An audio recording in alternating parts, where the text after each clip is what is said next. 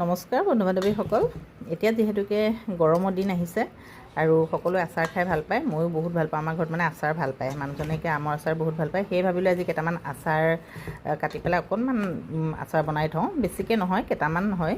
এইখিনি 10টামান আছিলে আম, আৰু আমকেইটা সৰু সৰু, এতিয়া ডাঙৰ হোৱাই নাই যিহেতুকে। গতিকে এই আমখিনি মই ধুনীয়াকৈ ধুই ল'লোঁ।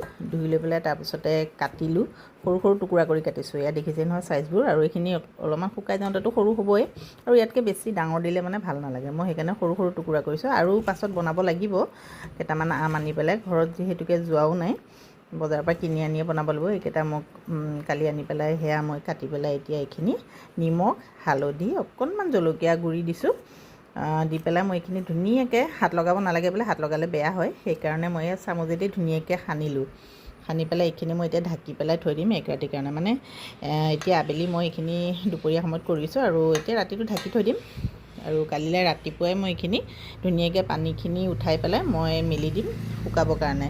যদি কাইলৈ ৰ'দটো চোকা হয় তেনেহ'লে একে ৰ'দতে হৈ যাব। তাৰপিছত আচাৰখিনি বনাম, আৰু বনোৱাৰ পিছত মই ভিডিঅ'টো দেখাম বাৰু আপোনালোকক দেই। আজিলৈ বাই বাই, ধন্যবাদ।